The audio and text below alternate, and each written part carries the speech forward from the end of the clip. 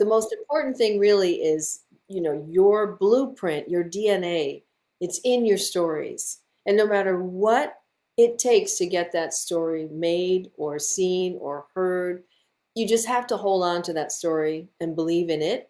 And then you can believe in yourself because nobody has a story that you can tell, and that is the key. My name is Wes Givens, and welcome back to the Tungsten Originals podcast. You just heard part of my conversation with writer and director Melissa Haizlip. We discussed her Oscar shortlisted documentary, Mr. Soul. Before Oprah, before Arsenio, there was Mr. Soul. Ellis Haizlip ensured the revolution would be televised with Soul, America's first Black Tonight Show. We discussed why the film took 10 years to make, its critical recognition, and why Melissa knew she was the perfect person to tell this story. Now sit back, relax, and enjoy. Episode 63 of the Tungsten Originals podcast.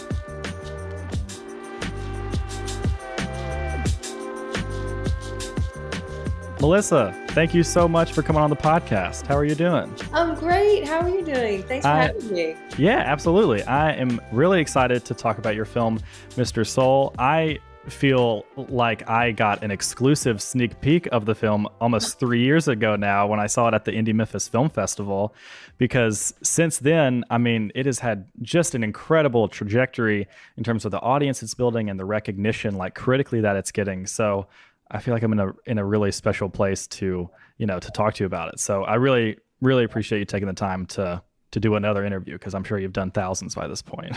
It's so great to be able to talk about the film. So any opportunity. And I love being in Memphis, by the way. Our film opened at the film festival, and it was such an incredible moment.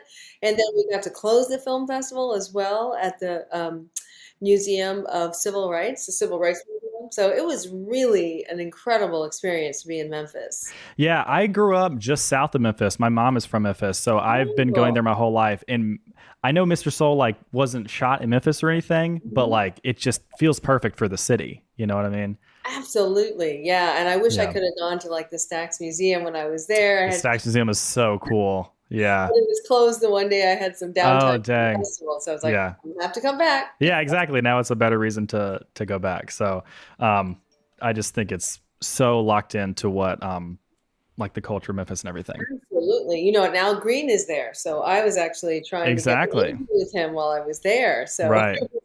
The other movie title is Chasing Al Green, because I've spent so many years hoping to get him into the film. Right. Did you interview him in Memphis? No, I didn't get a chance. As a matter of fact, he did say yes. And I had literally bought the plane tickets to fly in my DP from Washington, D.C., and my really special gaffer from Los Angeles. And everybody was all set to go. And then, unfortunately, the Reverend changed his mind and said he wasn't available, even though he was, we were ready. Right. We didn't get to do the interview, but I just hope that one day we will, because he's such an integral part of the story. But even just having his incredible footage and seeing him perform as, back in the day, it's just incredible. It's really one of the highlights of the entire film for me, when that toe starts tapping and the leg, and you're like, okay, it's on. It feels like you're watching it when it's live, That was exactly what we were trying to, a vibe we were trying to create. To make people feel like they were there. So there wasn't so much of a retro feeling, like something you were looking back on, but that part of that sort of the feeling and the incredible sort of kinetic energy that happened on that set. And we wanted it to feel like it was happening in the moment. I mean, in the trailer, there's a great quote that says it was so ahead of its time that it was in time. And I think the documentary is very similar in a lot of ways, because it feels, like you were just saying, it feels so present both to the conversations that we are having in the zeitgeist right now. And it's also, I feel like I'm sitting at home watching it on the TV. So it's such a perfect melding. Yeah, it's a really remarkable chapter of our history, and it's something that's so familiar. So on the one hand, I like to say to people, it's the greatest show you've never heard of. And then Right. on the other hand, for the people who really lived that moment and have those lived experiences in music and in soul, and maybe even had seen the show or been to the show or performed on it, that's a whole nother way of appreciating this story. But there's definitely two camps of people. The ones who are like really mad that they never heard of it before. Like, what?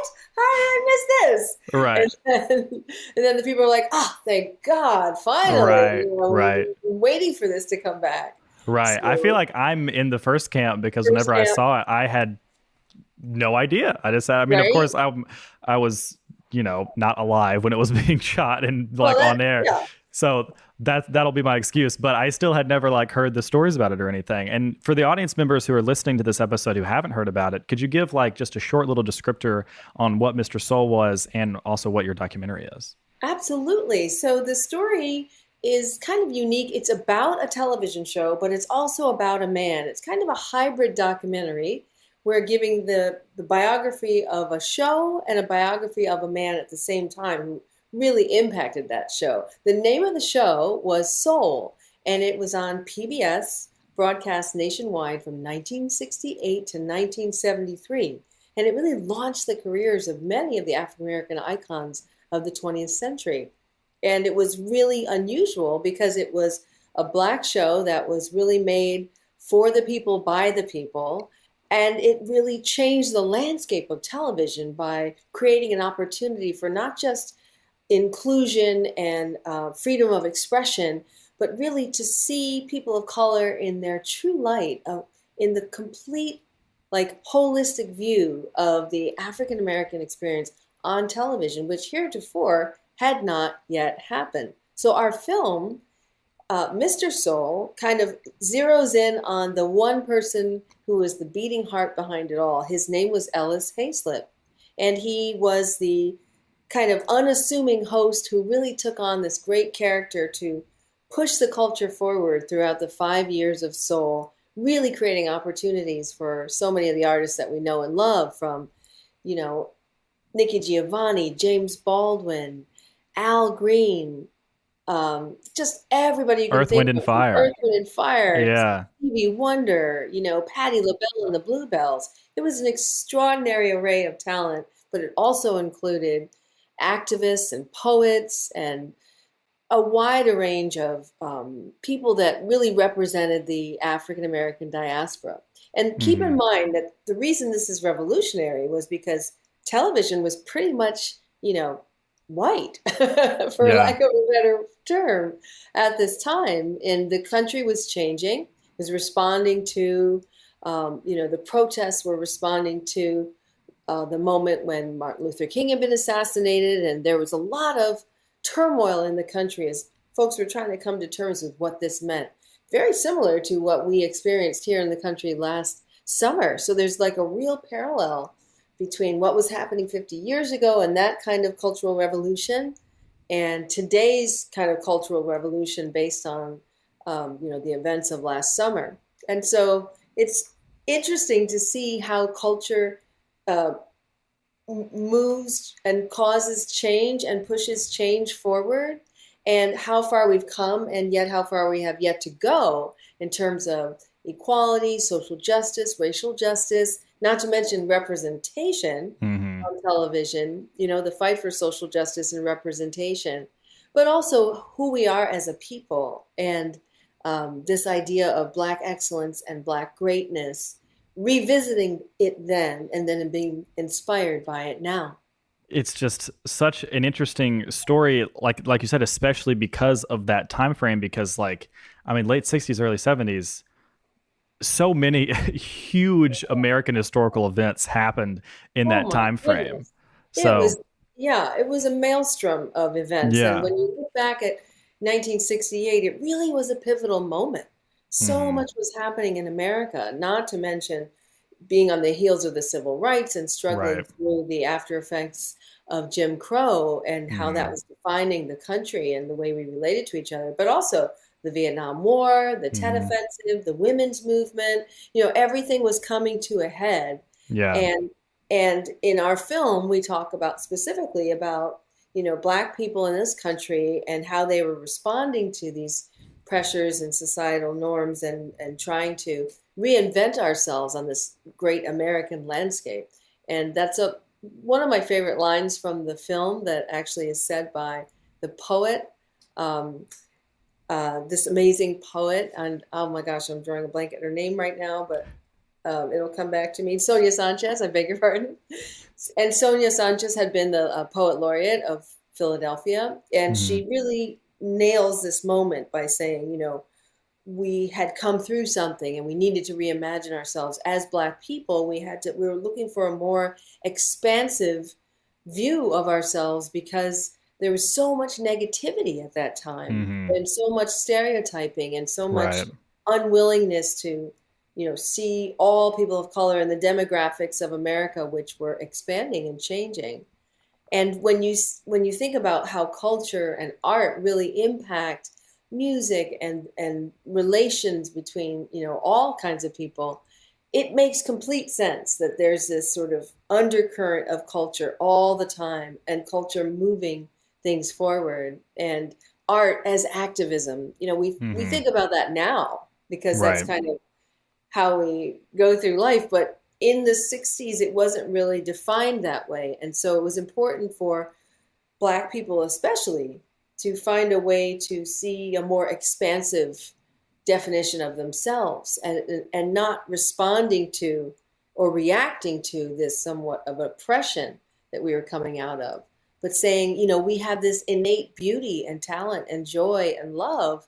And if we can just express that, we'll have it'll be more, there'll be more equal justice. There'll be more recognition of our humanity. And where can we find a space for that?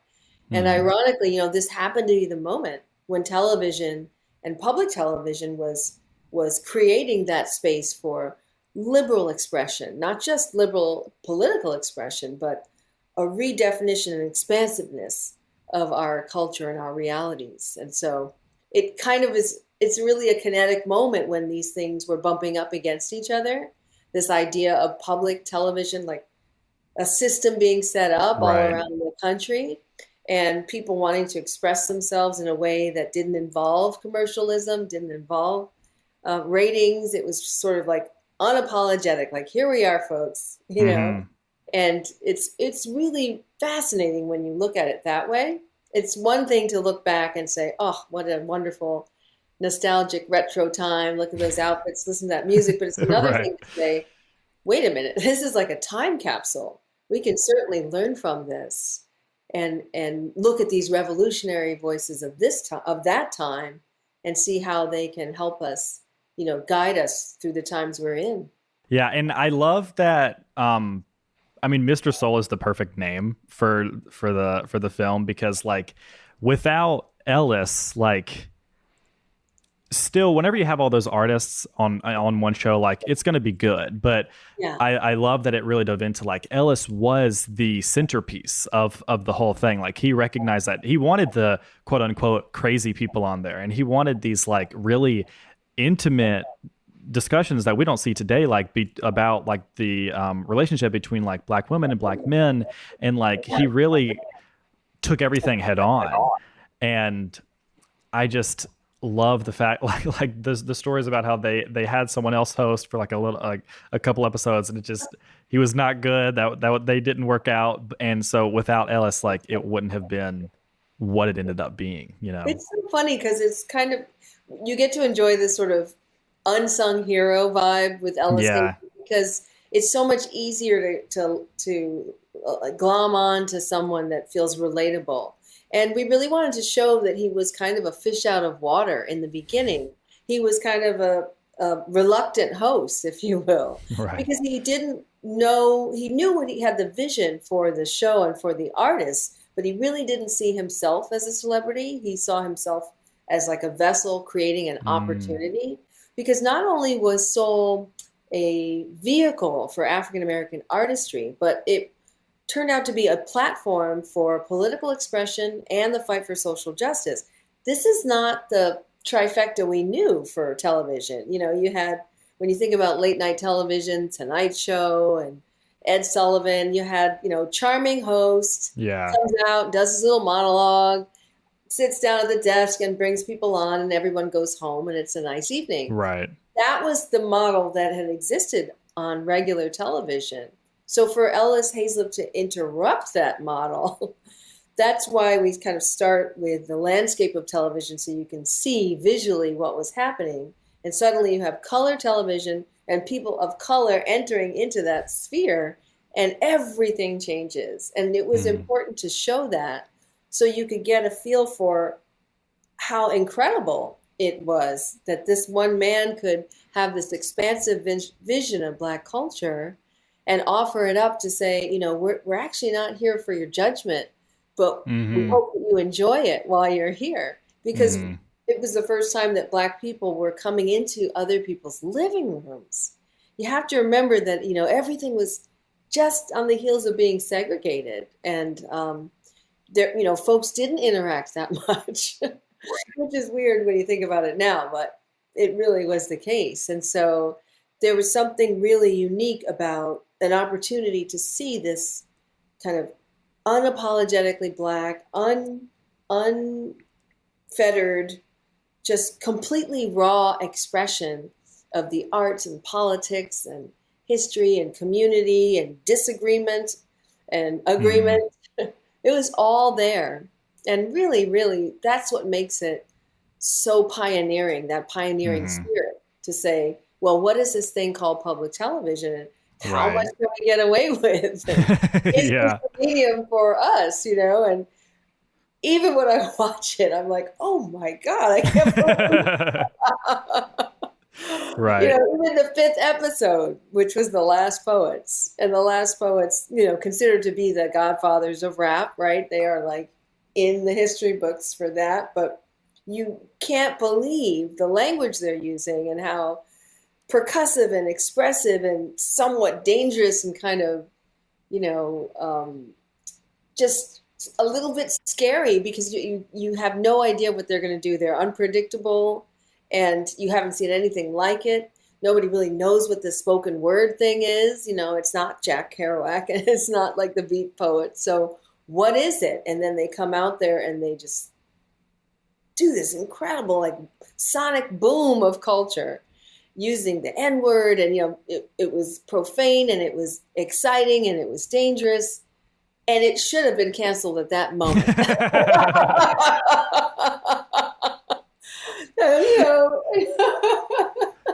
That's so funny. One of my favorite lines in the film is Loretta Long, who was the original co-host before Ellis started. And we now know her because she went on to go to Sesame Street and she became the character of Susan Robinson. But before that, she hosted Soul. It was her first television gig for like 11 episodes.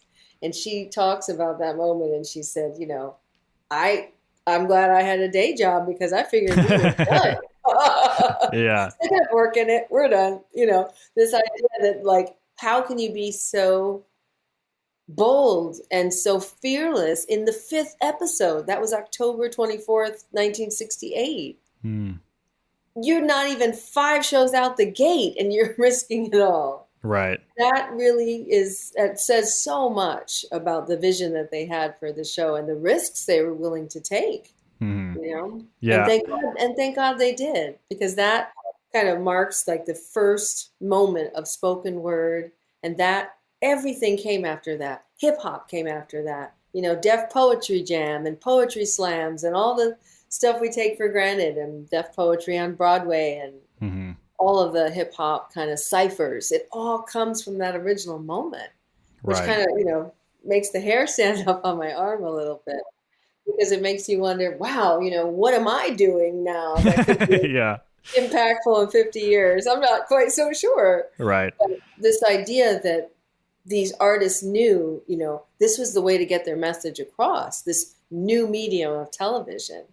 And because it was sort of democratizing opportunity, and it hadn't been stopped yet. So this idea that let's go as far as we can go and just be our authentic selves on television and put that message into people's living rooms and see what happens.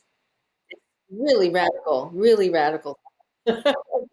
I'm glad that you are nailing home the point about like how authentic they were, because, and I'm also glad that you brought up about like how this is on the tail end of segregation, because a lot of people in my generation forget that, you know? Exactly. It's kind of like the way, this new generation is totally digital and they just can't Right. relate to analog. That's how I kind of Right. put it. Like they pretty soon us dinosaurs will have died out and we'll be the last ones connected to that other world of analog where Hmm. we remember not growing up with cell phones and we remember, that first car phone and the first computer and computer science classes and things like Right. that. But when it is hard in terms of our advancements of as a culture to remind people that we were so much more divided and it wasn't that long ago, Yeah. and that Yeah. everything that we base our democracy on now, equality, civil rights, like that was all new. And it Hmm. was new and it was fraught because it was being fought. And so Hmm. while the dust was settling around everything, even the Civil Rights Act, the idea Right. of being yourself and being free and having the right to be yourself and to take up space in a Right. place that wasn't originally designed for you. That's where you see how progressive the show is, and the idea that Black people could be responsible for their own expansiveness and their own, for their autonomy and for their artistry. Hmm. That's what's breathtaking about it. When you see that kind of honesty, and it's so sincere, and it even though the film is like laden with celebrities, it wasn't a celebrity filled, you know, zeitgeist at the moment because Black people are still struggling to, have equal rights. Right. So the idea of crossing over and becoming famous or, you know, being seen, that was what the show was about, to give visibility to artists who, because of their race, hadn't had a platform before. Hmm. So it's wild when you think of like all these artists being seen for the first time. Just Hmm. think, let that sink in for a minute, just being seen. Hmm. Because if they were musicians, maybe they were on what we call the Chitlin circuit, where you got to perform around the country, but only in Black spaces, or the Apollo. Like those were like your two options. Right. Right. Or Right. the radio. You'd cut your Right. records and you'd payola and you'd get heard, but you didn't get to see these people. And so there is this thing that people still talk about where, and I remember because my parents used to do it when there would be a Black person on television, you'd be like, Black's on TV, Black's on TV. Call your neighbor, call your uncle, your auntie, and call everybody's, turn on the television if you have one. There's that. And if you have one, call the neighbors over. There's a Black person. And so the few people who started to have opportunities on television, that's why the film kind of starts out that way, to help you understand what the landscape of television was and why it was radical of Soul to interrupt that landscape. Because I think that touches on the idea that it was equally important, or maybe as like equally impactful for white audiences who had been fed this negative narrative about Black culture, especially in the Southeast. So it was impactful for them because this is the first time that they are seeing a positive take on Black Yeah, culture. But like you were just saying, it's also impactful for other Black audiences to see themselves on TV, basically. You know what I mean? exactly. Giving them an opportunity to have a greater vision of themselves. Right. And the connectivity of public television creating that opportunity is what's so beautiful about it. So you're creating a larger sort of diasporic community around across the nation. Whereas, remember, people came from the South, the Great Migration, all the different Hmm. cultures came together, but we were separate. We didn't have Right. the connectivity of the web, the internet, email, everything that puts us, text, everything that puts us immediately connected with each other, whatever the social media is, whatever it is that we have now that we take for granted. So there was no sort of, unifying cultural tie-in until television became that medium and projecting these images all around the country so people could connect and the LA could see what New York was doing. People think that our culture started with the show Soul Train, because of the impact that Soul Train had. And yes, I watched every Saturday night. Learned my little dances, Soul Train line with one person, Right. sure, we all did that. But we have to recognize that soul came before that by 3 years. And so the experimentation that was happening was just as important as the sort of cultural establishment, like saying, we are here, we're doing this, and this is how we get down, and it's great, and join us, really. Not like take it or leave it. It was more like join us and just see, and then we'll be able to, understand each other. You were, I feel like, the perfect filmmaker to make this film because you have a amazing intimate connection with Ellis. He's your uncle. Yes, he's my uncle. And, it's hard to explain just how passionate I am about him because he really was like my spirit animal. He started out as my babysitter, which is kind of an easy way to fall in love with him. I was very little and he had moved into our apartment just because he decided to. He had his own apartment in Chelsea on Fifth Avenue, but he liked our apartment better on West End Avenue and 80th Street, a little bit uptown, further uptown. And so he would come back to our apartment after he'd done the Soul tapings. And as a little girl, I was super young. I was too young to go to the tapings and too young to understand what was happening. But I did know that he was magic and that he brought these people home that felt magical to me. They would make oatmeal and strawberries at midnight. And I would come running out of my, my little footy pajamas and be like, Ellis, Uncle Ellis. And I'd like dive under the table so my parents wouldn't snatch me, right. Put me back in bed where I belonged. But I just sort of grew up under his feet all the time and listening to all these stories. And it wasn't until I was much older that I realized, wait a minute, that was James Earl Jones' knee I was bouncing on? Or, that it was Clifton Davis and Melba Moore, or all these people that he would bring over, Anna Maria Horsford, Novella Nelson, Roxy Roker, that whole bit. Everything we know about Roxy Roker and the Jeffersons, that was her real life. She was our friend, and she had, her white husband and her life on the Upper West Side in the kind of apartment that we had. That was all happening in real life, and that was mirroring her life, even though it was somewhat of a comedy with the Jeffersons. But, there was this life that was happening, and Ellis was very close to me, and I was close to him. And as time progressed and I grew older, he mentored me and, helped me understand what my trajectory was as an artist and allowed me to sit in on all of his intimate meetings and asked me to actually be his assistant several times. So I got to work on several films that he was doing for Great Performances, Dance in America, on Alvin Ailey. And I became his assistant. And, I was known as the kid, but I knew how to I was one of those people who could kind of disappear into the background and be helpful at the same time.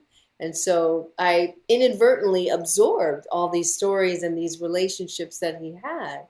I would be his little ambassador. If there was an event, he'd pull me aside and say, baby, I need you to take care of Maya Angelou today. Make sure she feels like a queen. And I'd be like, okay, how do I do that?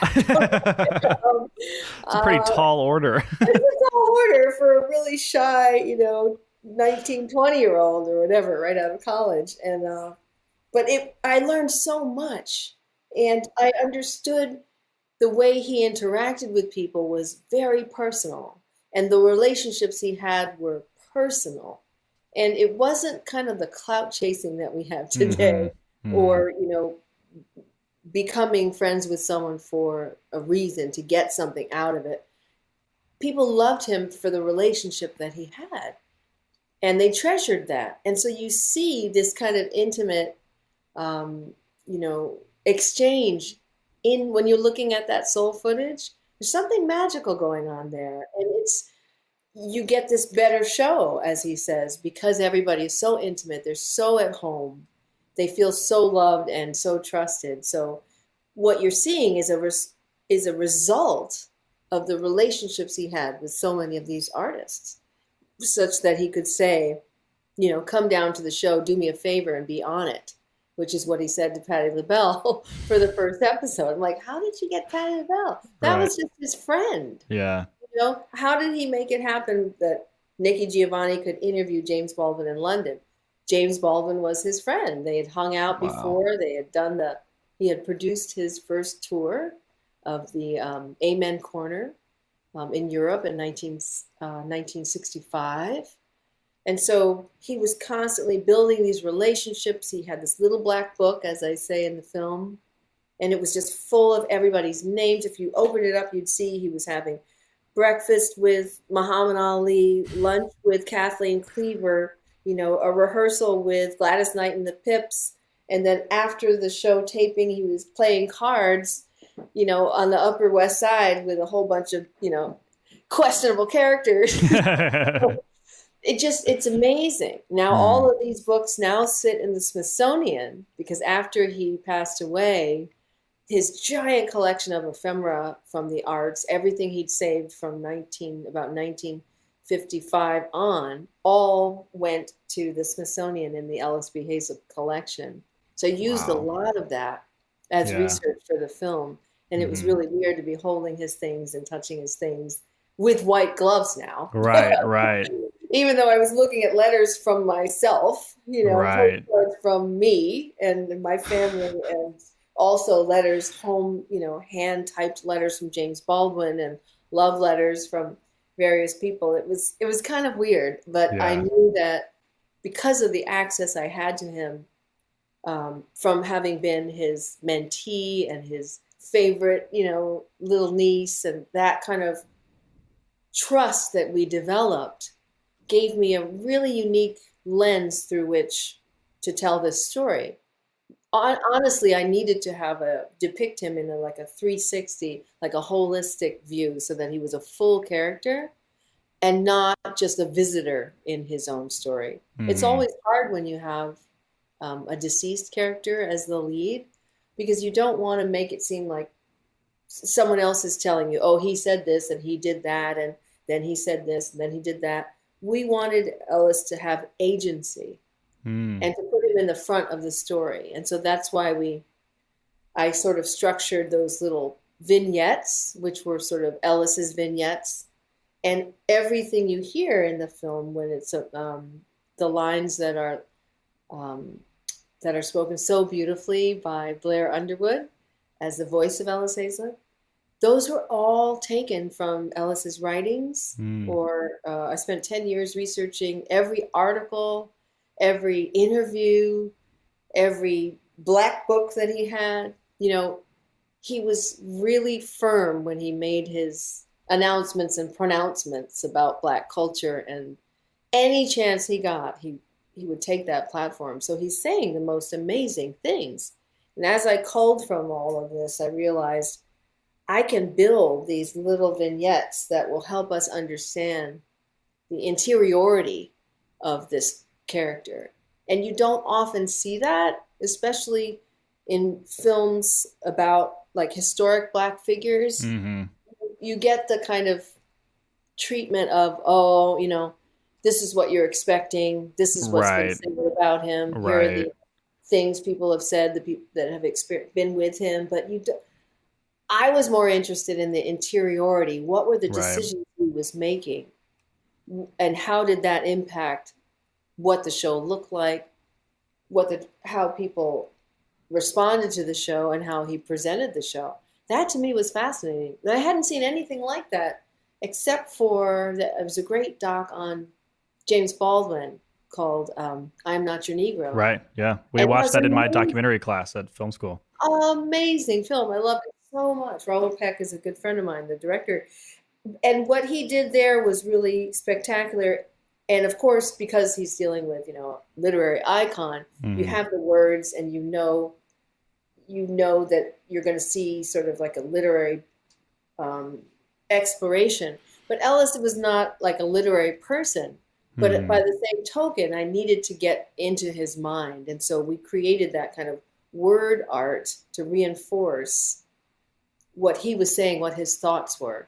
And all along, you get to check in with Ellis and the sort of, we called it the internal Ellis. And we also had our composer write a theme for him so that every time you're dropping into his thoughts about something, it's like he's taking you on that journey as opposed to having someone else tell his story. And that was really important to give him that agency, to kind of make him a hero of his own story, which it's kind of a sad story in ways, somewhat melancholy and somewhat challenging. But so we needed him to tell that story as opposed to us telling it or telling it incorrectly. So yeah, that was a real challenge, but I'm glad for that decision. It also created a sort of unifying graphic aesthetic throughout the film, and it helped us weave in and out between a lot of stuff. We had 3 storylines basically. The story of, like, storyline A, for any filmmakers out there, storyline A is the story of soul.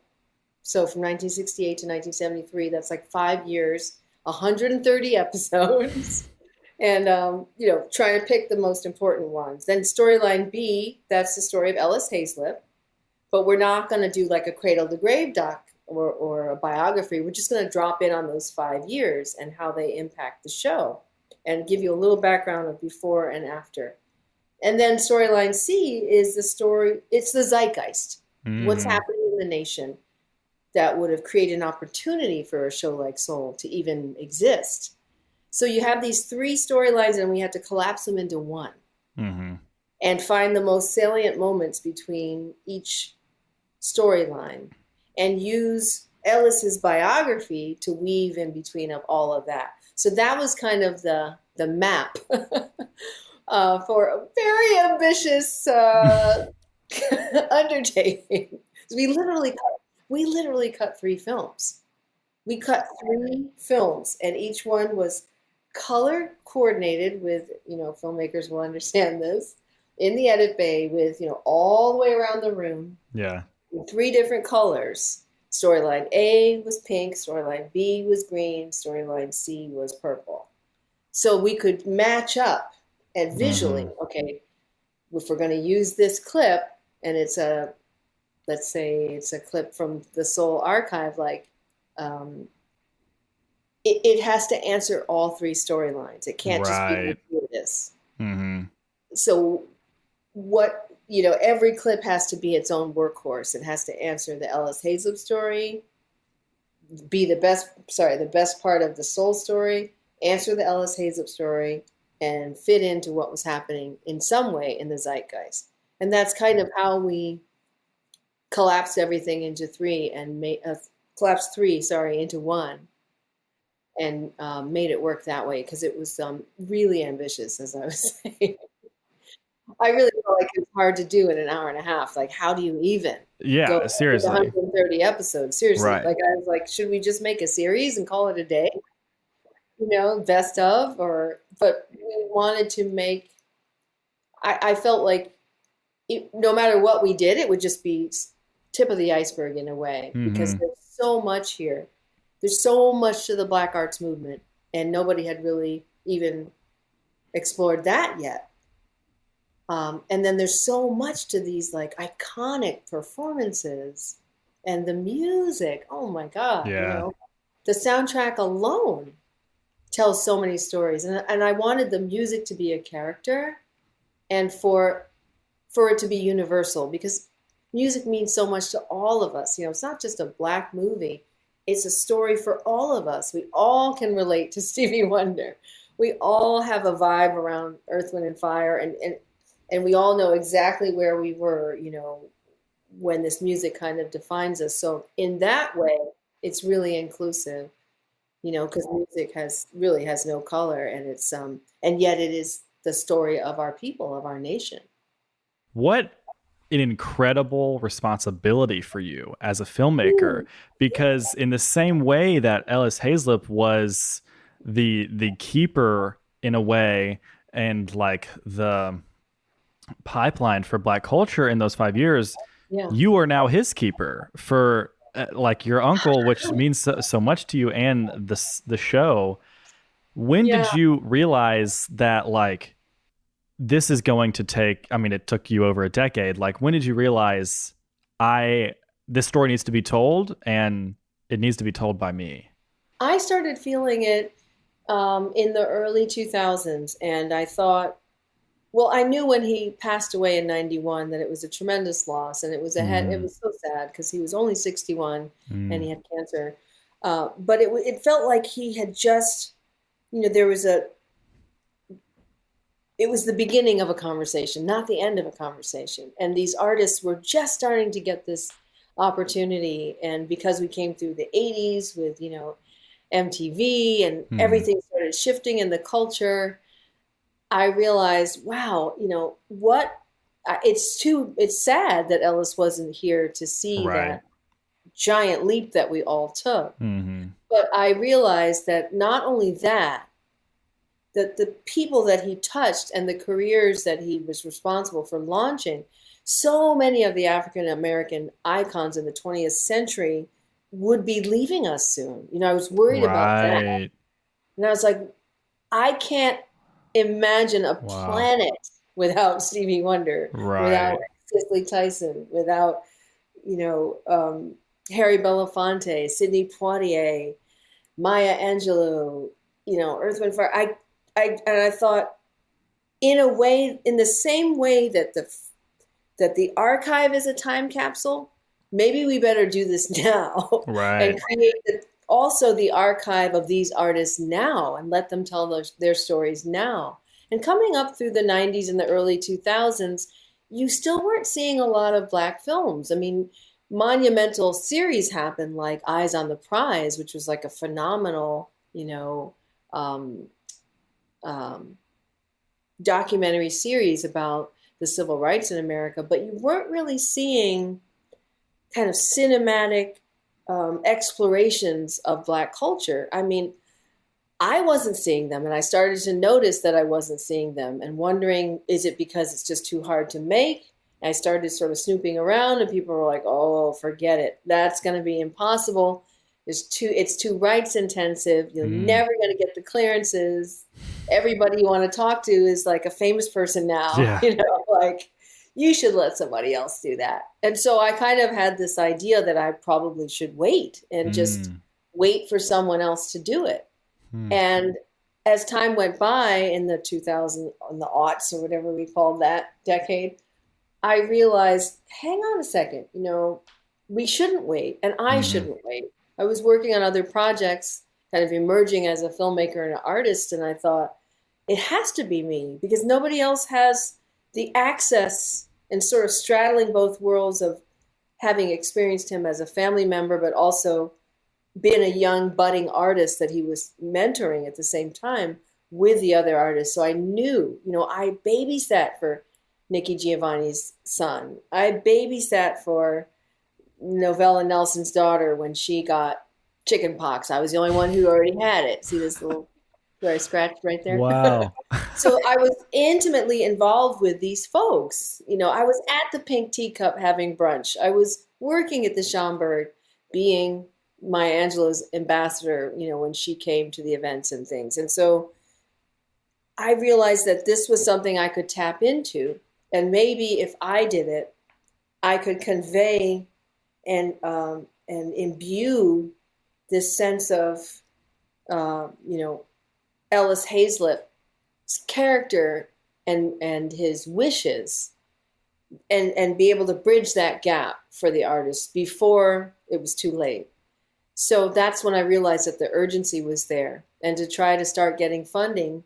But it was really difficult in the beginning because nobody knew who I was. Right. I'm not the Black Ken Burns, and they're like, "Who is this, woman who thinks that she can do this show with like Stevie Wonder and Sidney Poitier?" And that's going to be impossible. But I just started out by starting small and doing all the research and really had my head down and tried to figure out who the major players were. And luckily, I still had a relationship with all of them, most of them, not the super, super famous ones, but most of the people and the people on the team.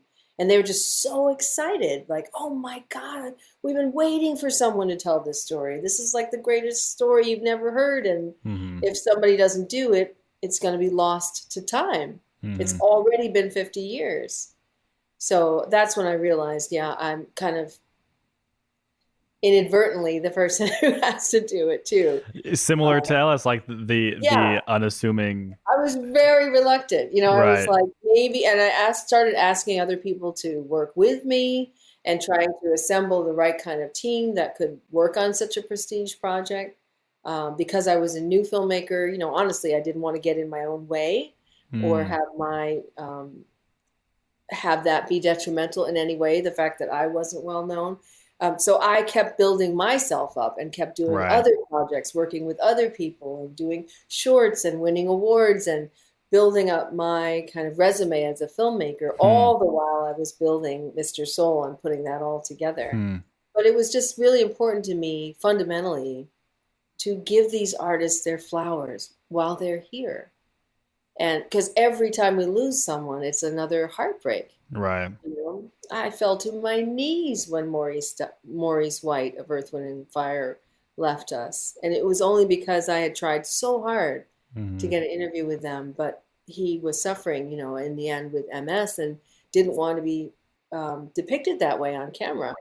So there are all these other reasons why it was hard to get people, but we started picking up steam and started winning all of these grants, which was the hardest part. We decided to fund the film entirely with grants to sort of have the same pedigree as the Soul Show, which was also funded with nonprofit money from the Ford Foundation, of course, the Corporation for Public Broadcasting. So we were trying to follow in those footsteps and create a film too that would be by the people for the people. Right. But by the people with no money takes a lot longer. I as a young filmmaker, I totally know what you're saying. And Yeah. especially with the timing of grant cycles, you can spend so much time. Oh my God, you can write a grant for like a year and then you submit it and then there's the review period and then by the time you get the results back and if you don't get the grant and you're rejected, you've lost like a year and a half of your life. Right. And you don't have the funds to keep shooting. So it was quite challenging Right. To piece it all together. But I'm proud to say that it really was entirely funded by grants. We got a really big grant, the Beast, I call it, from the National Endowment for the Humanities. It's a production grant, and they only give out 4 a year, twice a year. And those grants usually go to some like major historic film, a film that's already guaranteed a broadcast or a strand, like, oh, that's going to be on American Masters, or it's automatically going to be on POV, or, great performances or something. So that was really hard, was to convince them, yes, no, we don't have a strand. And no, it's not based on a Pulitzer Prize winning historical novel, but we're writing it, meaning I, and it's important. And I can't tell you, I have to keep figuring out ways to share and, and almost like educate you on how important this is, just because you don't know about it. But that is that could be a whole other rabbit hole about, Black culture needing to ascribe value to culture when people don't know about it. Right. It's like, it's not important or it's not valued, and you have to figure out a way to get past that and say, yes, it is, and maybe history and time will tell, which is kind of what was happening with Ellis. He knew what he was doing was important. He knew that documenting the culture and presenting it would be appreciated, but possibly not during that time. And here we are 50 years later, and it's finally grabbing hold, which is really exciting. It's so interesting to hear about like your journey and growth as a filmmaker as you make this project, because the fact that this is your feature debut, just, I mean, It's a little What an amazing. Not the best film to learn how to make a film with. Yeah, but I mean, in a way, it's like the perfect one because of the mountain that you're having to climb, and the fact that like previously you had like shorts experience and a little bit in like TV stuff, and but no feature work is just really incredible. And now, I mean, just to name off some of the incredible accomplishments, it's on the Oscars shortlist for Best Original Song. It was a 3 times nominee at the NAACP Image Awards. It won the Critics' Choice Award for Best Doc Feature. It won an AFI Audience Award. I mean, and it's all so deserving. So, like, how has it been, both as a filmmaker and such a close relative to Ellis, to just have this really like rocket trajectory? You know, it's hard to believe actually, because the people who came together to build this extraordinary team, I can't take full credit because, or we are such a family and a team, and so many people have pushed us up this hill. And it's really been important to acknowledge that because we were working for so much less money than you would expect for a prestige project like this. It was always people who believed, and who were willing to work for They're not in it for the money. Less. Yeah, and understood the nature of the story we were telling and enjoyed being custodians of that story. Understood that we were all here like to pull this story up, and that it's not for me necessarily. It's not even for Ellis, but it's for the culture. It's for people to realize, that this example of Black excellence existed, and it does just as it does today. We had to be custodians of that story, and the importance of being the ones to tell that story through that lens, and a Black lens specifically. And, this is important now as we talk about authorship, representation in the arts, and who gets to tell the stories, and why that really, really matters. It's really been exciting to really do the work, have our heads down, knowing that it was a tremendous amount of responsibility to get it right, to be accurate historically, but to also be accurate in honoring each of the artists who are featured in the film, because it's their story too. So that was the immense amount of pressure, not just to make sure that we were getting the story right for history and for the artist, but also to think of it as like, Soul was so innovative.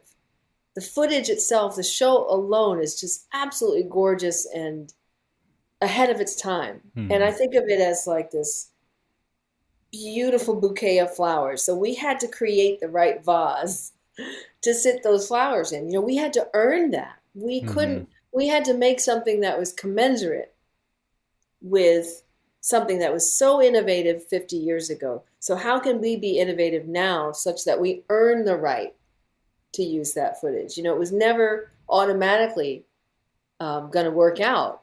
We had to make sure it was gorgeous. For me, it needed to be cinematic. So we really were very specific around how we shot, how many cameras we shot, having like a 12-foot Dana dolly and a second camera moving, and like really thinking of it cinematically, and the colors and how people's skin would be lit and how beautiful they would look, because we knew we couldn't cut from this gorgeous footage to contemporary 4K. It would be really jarring. So what is the job of the filmmaker to not only earn the right to use that beautiful footage, but to make these like seamless transitions and such? So now that we're receiving awards and everything, we never did it for the awards. We are never clout chasing at all. We were doing the work, and the work to be able to earn the right to tell the story. So it's incredibly gratifying now to receive awards. My favorite mistake was one of the awards. I'm not going to say which one, but the way they described it, it was Best Narration, I think, was one of the nominations. And it said Best Narration. And the award would go to the narrator, which in this case is Blair Underwood. And they said the writer was Ellis Haizlip. And I was like, that is awesome. It's like he is the mastermind. He Right, really right. all his idea, maybe all these years later. Maybe he's puppeteering from heaven or something. But and in a way I thought, well, yeah, of course, because I did take all of his words verbatim. Right. Nothing is edited. We just put it together and assembled it into these little pods or these little Hmm. vignettes. But I thought, well, no, it can't be a posthumous award because he didn't actually write it. Hmm. We Right. didn't end up winning that award, but it was really funny, and we had to ask them to change it to my name as the writer Right. because otherwise there'd be nobody to accept it. Yeah, exactly, exactly. And I'm glad that you brought up that you were doing the work, because just this morning I had an interview with a filmmaker from Memphis, and who has had like also a fantastic trajectory with his shorts filmography. And we talked about how that is, of course, it feels great to have recognition and to be critically acclaimed and that kind of stuff. But if you Mhm. connect your success, either your film success or your personal success, strictly to awards, then you will not like get the full feeling of fulfillment. The most important thing as filmmakers is to do the work and connect with audiences. And the audience Exactly. reception to this film has just been so positive. So how has it felt to, both, like you said, those two camps of people who were like, finally someone's talking about this, connect with those people, but Yeah. also usher in new people like me and see them like you are the messenger of this world to them. So how has it felt as that messenger? I've been so excited to share. We've had our heads down working for so long, and people would just kind of write me off. Oh yeah, she's working on that film, and I would just say, yeah, we've got another shoot, and I'm writing another grant, and we've got another shoot, and I'm Right. writing another grant. Right, right. And I never really wanted people to invest too much in that process because it was really a labor of love, and it really did take a long time. We had a lot of setbacks, and then we had a lot of incredible moments with grants and grantors and relationships with the people who gave us the money. And so now we're at this moment when we get to share this beautiful almost love letter to Black culture, Right. and it's not just a gift of giving Ellis, but it's a gift of giving back to us. It's saying Mm, this is our culture, this is our history. Black history is American history, and here's a beautiful gift, something you may not know, even though you've been here or you're woke or you know what's up and you know your music. You'd be surprised, some of the most extraordinary music executives that I've been talking to recently are just furious with me. They're like, what in the hell? I don't know, want to curse more than that, but how did this happen? right. Somebody who's at a big record label is like, how did I not know? Like, he's Right. almost mad, and Right. I'm like, we'll wait. Just You're right. You're like, boy, do I have the documentary for you. yeah, just work through that anger, and then it just feels really important to. It's really exciting to have something to still discover about something Mhm. that you love. And if you're a music nerd like me, and you keep stats on music and records and musicians the way people follow sports, and teams, and they know who's Mhm. playing and stuff, and they know their stats. I'm that way about music, and Mhm. and and used to study liner notes and sleep with albums in my arms, and it's just totally a music nerd. And so the idea of being able to sort of give back Mhm. this gift, it's so inspiring, and it's such a feel good movie. I think it's something that we need right now more than Mhm. ever.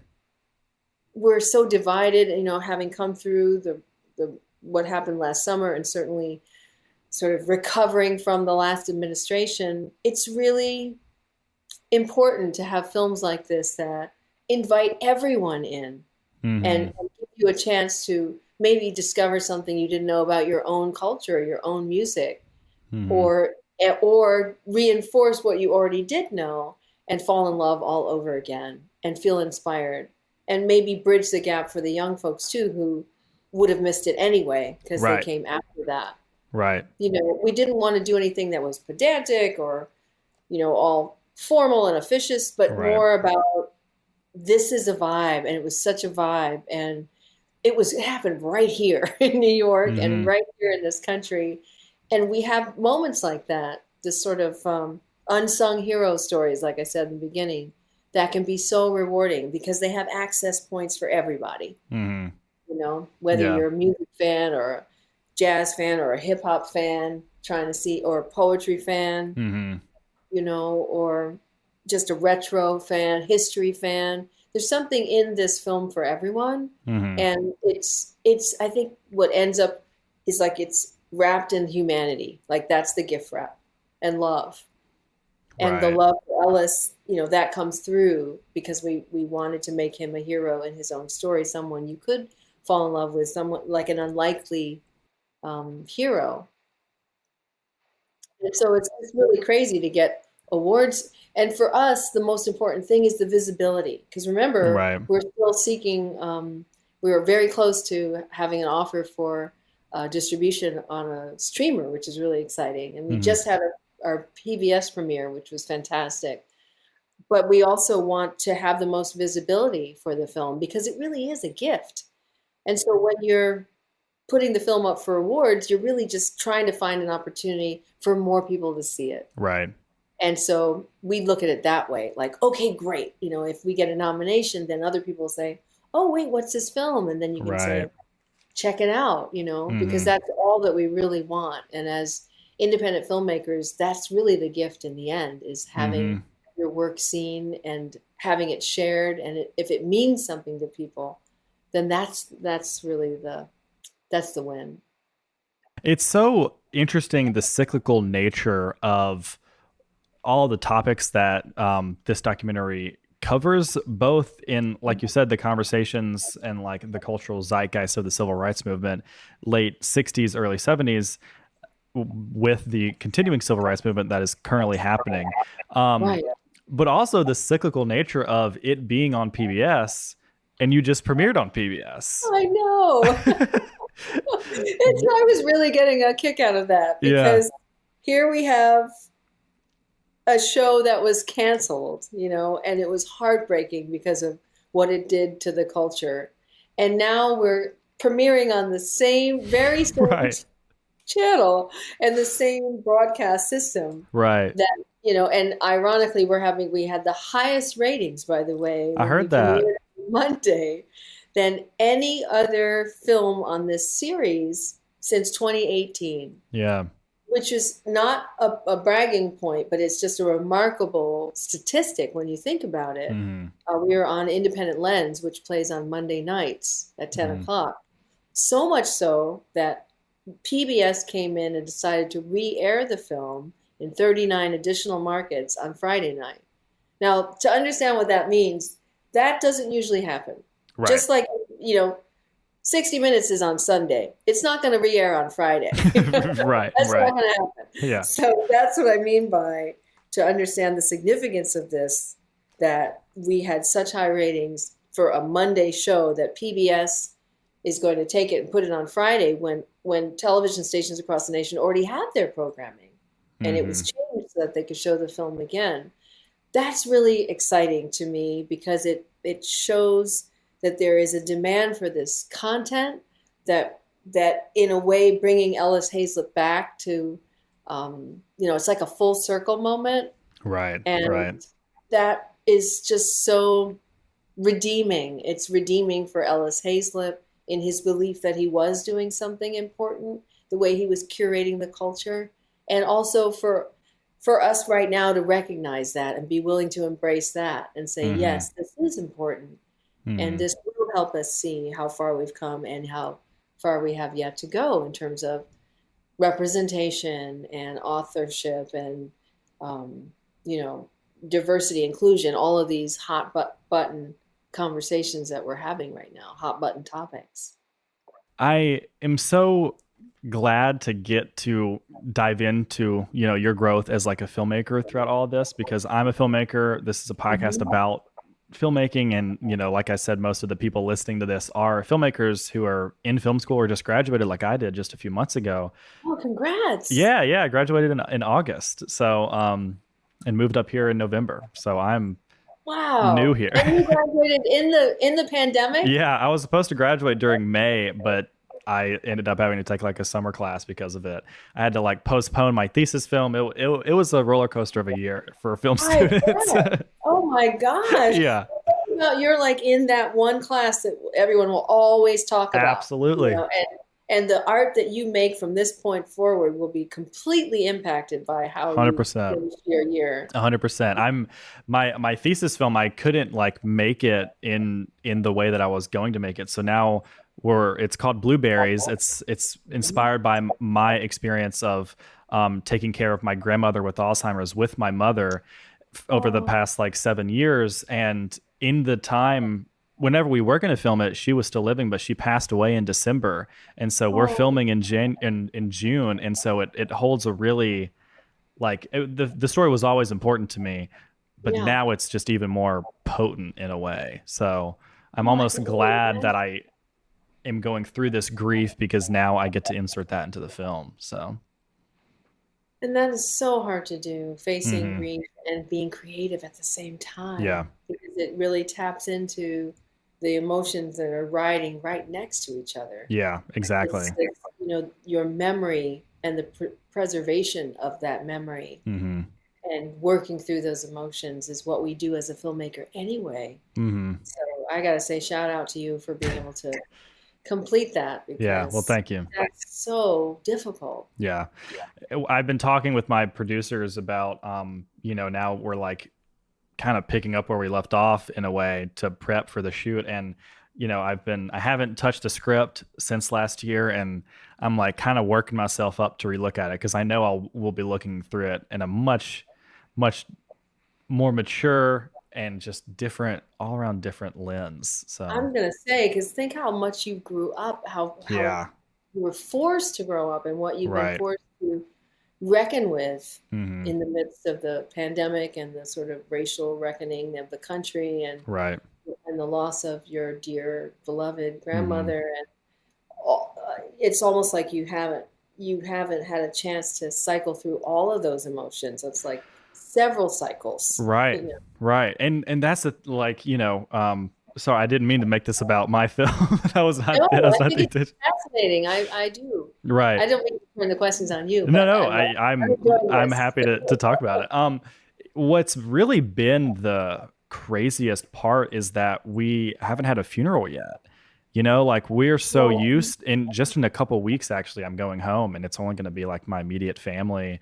And that I gotta say, having a family, like she didn't have COVID, luckily, but having a family member pass whenever in a time in which you can't get together, wouldn't wish it on anyone, like truly, because she passed away, and luckily I was able to go home. I my flight landed 3 hours before she passed away in Memphis, oh, and it's just we didn't get to have all of our extended family come together, and like just all these, you know funerals are of course sad, but they're an opportunity to come together and talk of about this person that you course. all love. So it's so weird.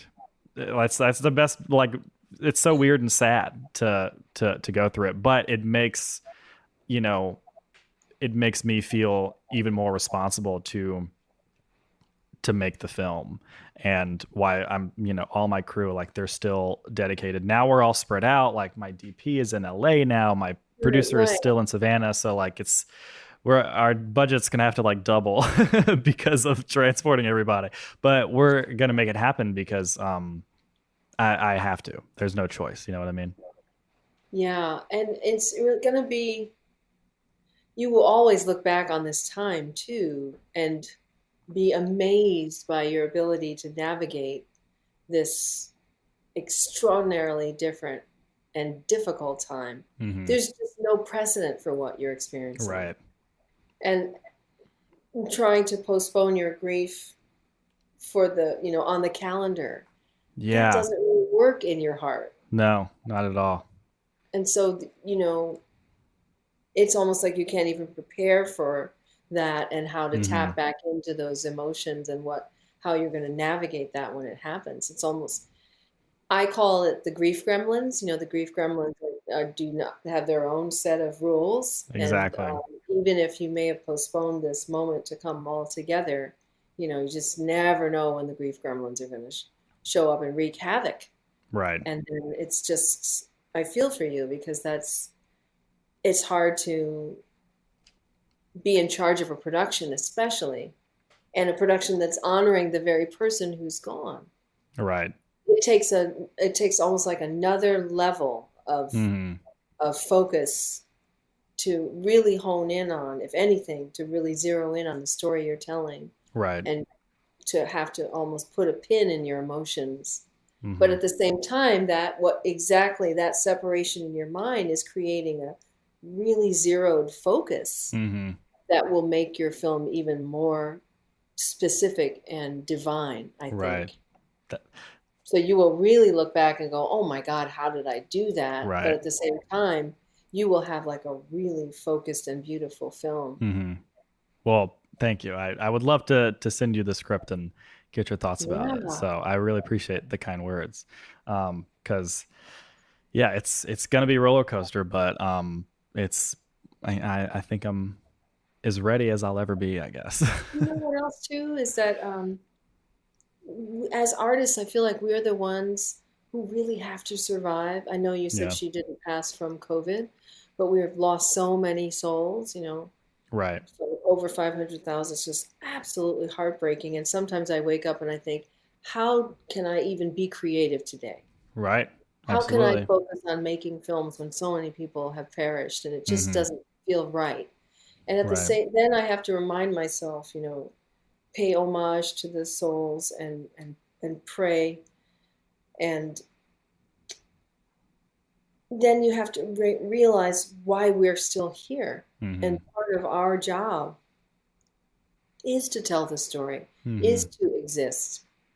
And what kind of beauty can come from this moment. That's what's going to be very fascinating to see. Because we have all been impacted, certainly, by this pandemic and by this quarantine and everything else that has turned everything upside down. Right.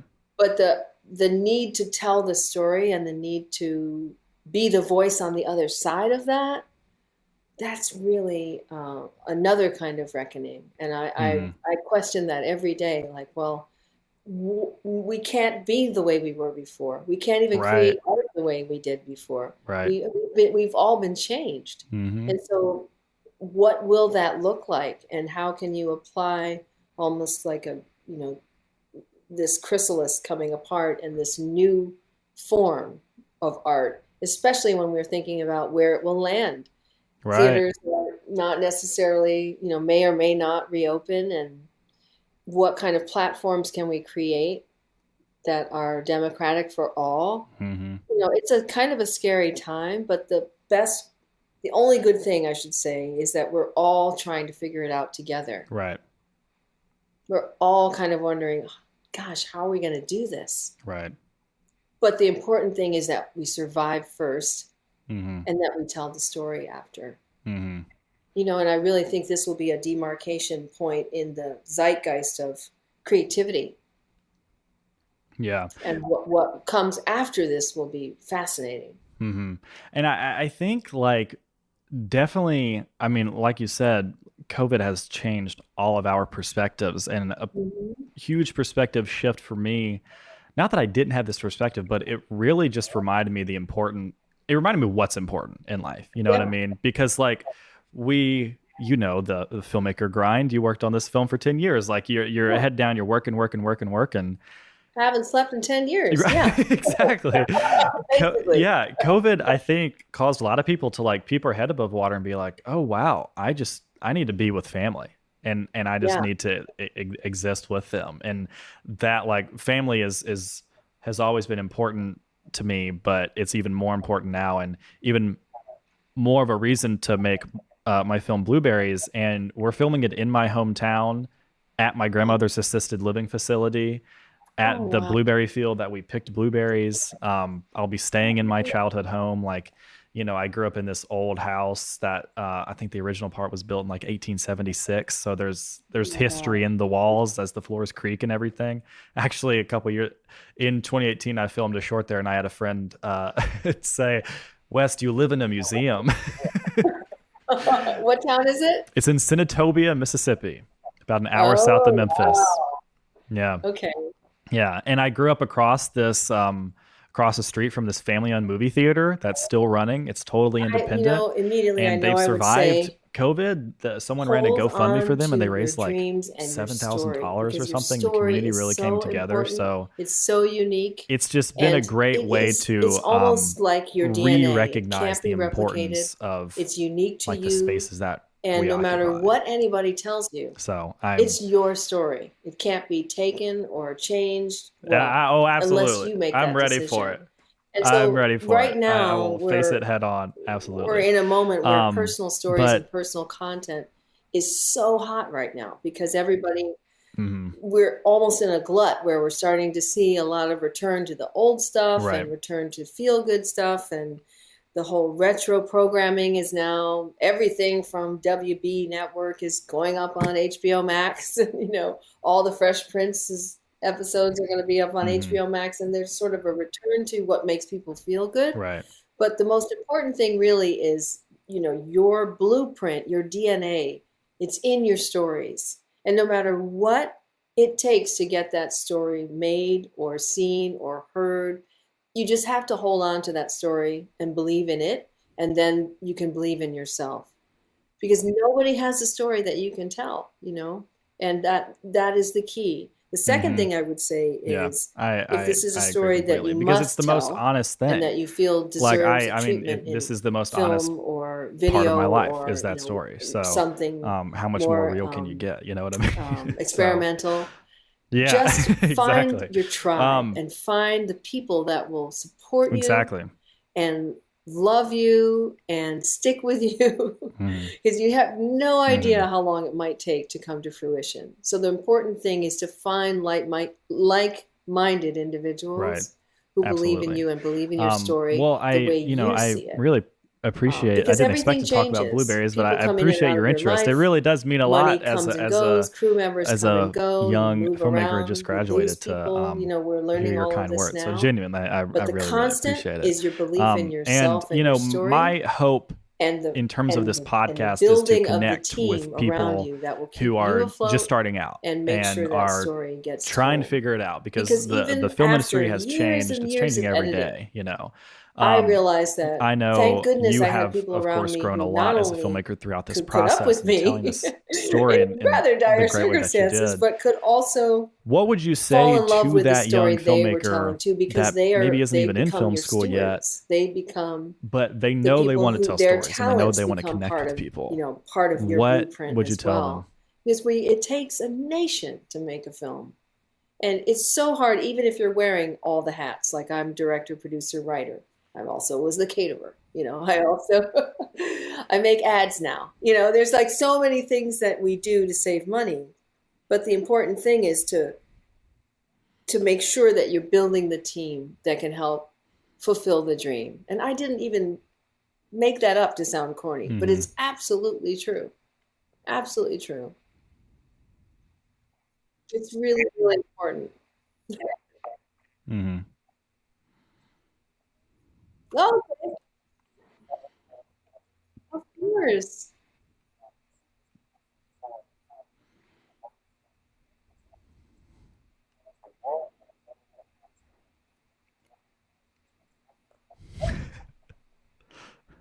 Right. Hmm. Yeah.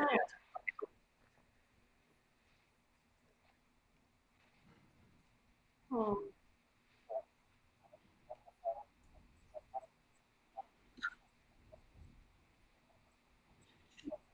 Hmm. oh. That is the key. The second thing I would say is if this is a story that you must tell and that you feel deserves a treatment in film or video or something more experimental, just find your tribe and find the people that will support you and love you and stick with you because you have no idea how long it might take to come to fruition. So the important thing is to find like-minded individuals who believe in you and believe in your story the way you see it. Because everything changes. People come in and out of your life. Money comes and goes. Crew members come and go. You move around. We lose people. We're learning all of this now.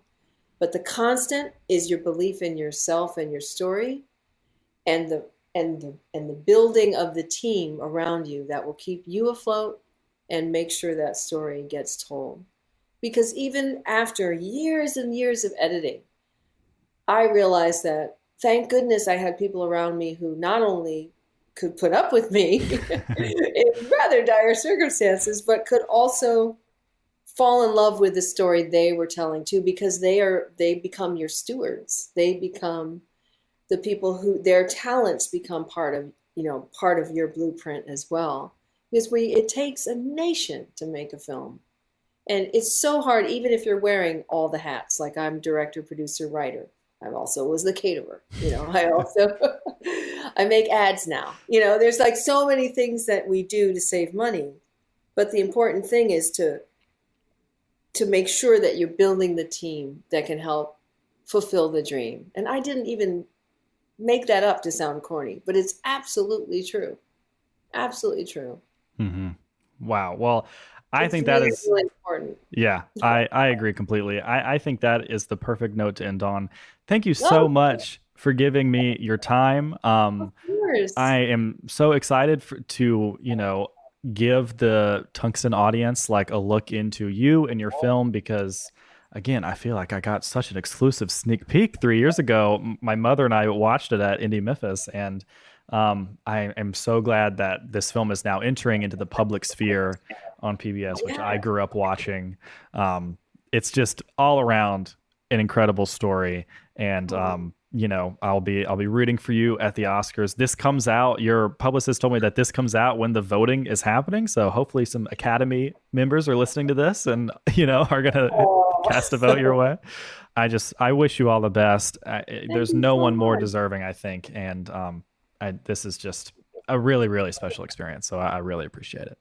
Oh, thank you so much. And thank you, Memphis, for bringing us together. Absolutely. It was such a special time. And I do remember meeting I remember meeting you, I think.